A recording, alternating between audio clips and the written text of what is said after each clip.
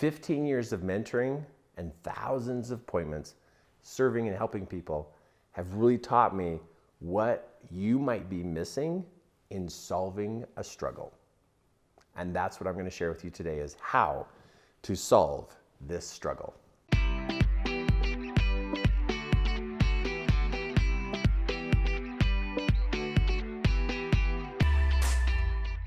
A normal part of life is to have struggles. And, being a mentor that I am, I have watched and listened to people struggle. And they hire me to help them sort out their problem and sort out their struggle. And what I notice is that, over the last 15 years of mentoring people, is I notice that people don't know how to get out of struggles. First, they don't even know how they got in the struggle. It just all of a sudden happened. They have a difficult time figuring out where it came from, and they have a difficult time figuring out what to do. And that's why I want to talk to you today and share with you, from a mentor's point of view, how do you change the struggle? How do you get out of it? How do you adjust it? What is it that you can do to be able to make a difference about this struggle that you just feel like you're like in this, almost like a tumble washing machine, and you just keep going around in circles, getting beat up and getting soaked, and you're just done. Well, if you're ready to be more conscious and aware right now, you can actually make a change with your struggle. You can do something about it. You're going to have to get into it, though, to be able to solve it. So I wrote down 3 different statements here that go along with you getting through the struggle. Because part of getting through the struggle is to literally get all the details written down of what happened. What is it that is going on? What is this thing that you're struggling with? Because you'll notice that, and I'll come back to the other 2 in just a moment, that a part of the reason someone's in a struggle is they kind of lost the facts of the struggle, because now it's turned into an emotional experience. They actually don't know what to fix. What is it that's wrong? And the way you're going to find out what's wrong is if you write down what happened. And you'll begin to actually, just with this one conscious exercise of writing down what happened, it'll help you realize your view of what is going on. And I'm talking like you're writing. It's not just 1 or 2 sentences. You're going to tell the whole story of how you feel. What did they do? What did you do? What went wrong? This is all part of what happened. Detail out what happened. Because if you don't remember the details and you can't pinpoint the details, you don't know what to fix. You don't know what to fix. And more than likely, you're still pointing at the other person and thinking they just have to change. Now, come on, let's figure out the struggle. Let's figure out the whole thing. So in this zone right here of like, what happened? What did you do? What did they do? How'd you get in this situation? And you write all that down. It might take you like a whole page to write all those details down, but you do the work here. You write it all down so that you become very conscious and aware of the details and the components of this struggle. Now, the next part is, what do I wish would happen now? This would go on the second page. What do I wish would happen now? Really, what do you wish? Do you wish the other person would come over and say, I'm sorry? Do you wish that this other person would do a particular thing or stop doing a particular thing? Do you wish you would stop doing a particular thing? What's your wish? Because what's happening here is you're writing down what happened, and then you're writing down what you're wishing for in solving this struggle. And you're creating this void in between there. It's like, this is what I'm dealing with. This is what I wish would happen so that I didn't have to deal with this anymore. And by creating these polar opposite writings of what is going on and what you wish would happen so it'd all go away, you're creating a gap.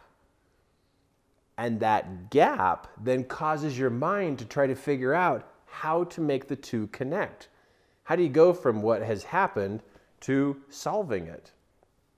And that's the beautiful part here is you're now doing the work on paper instead of trying to do it inside your head where your thoughts get all squirrely.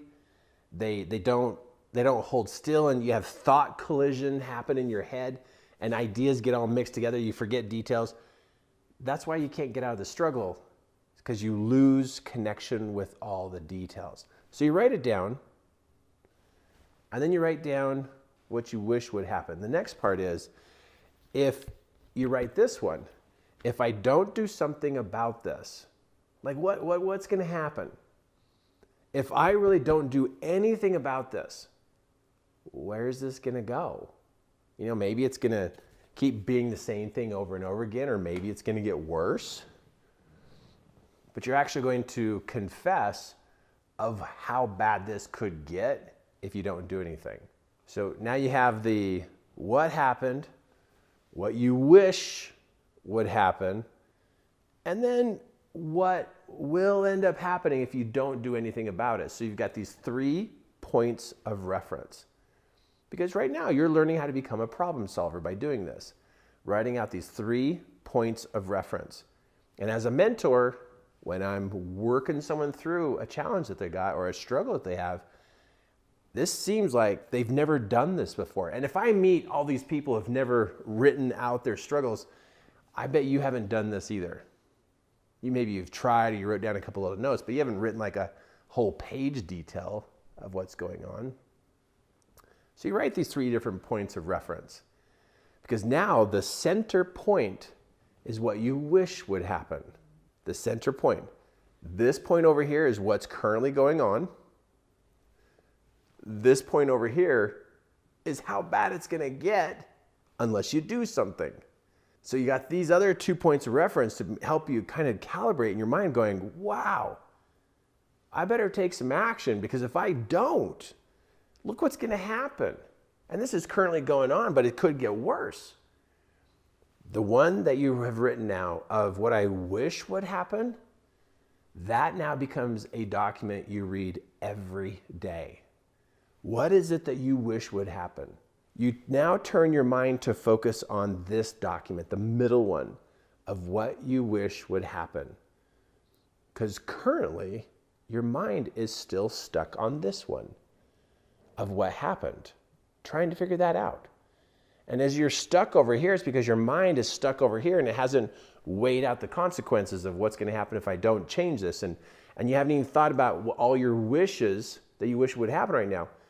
What changes the struggle is the focus on what you're looking at. So if you're looking at the struggle and you're always repeating the struggle every day, because your mind's stuck on it.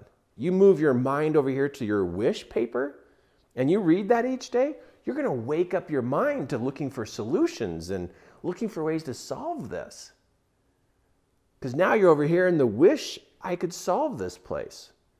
And now you know the costs. You know the costs and you know what you need to do. This activates your mind. This gets your mind working to solve the problem, going, oh my word, if I don't solve this, I'm going to have to experience more pain, more struggle, more loss, more difficult relationships.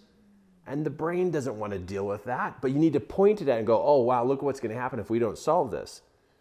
So you got the how bad it can get, the what has happened, but that middle one, this middle one, what do I wish would happen now? If you were to look at that document each day, review it each day, you will recalibrate your mind to be a problem solver instead of a problem dweller. There's a problem dweller, but then there's a problem solver. And you can't solve a problem unless you focus on what you wish would happen.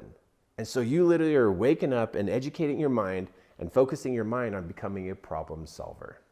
So as your mentor today, do this work, focus on that middle document, read it each day to be able to open up your mind to begin to search for the opportunities, the people, and the resources to support you in solving your struggle. Take some action, follow through with writing out your details for those 3 different points of reference. And wow, get your head all focused in on that middle one. It's gonna really work for you. Now, if you'd like some additional training, definitely click subscribe. Every video I put out here on this YouTube channel, seriously, is a video that can help you take big steps forward. It really is. And if you also want to see me live, click on the link below and check out the courses I have that you can attend here in Salt Lake City. Would love to see you. Really, really love to see you. Click subscribe.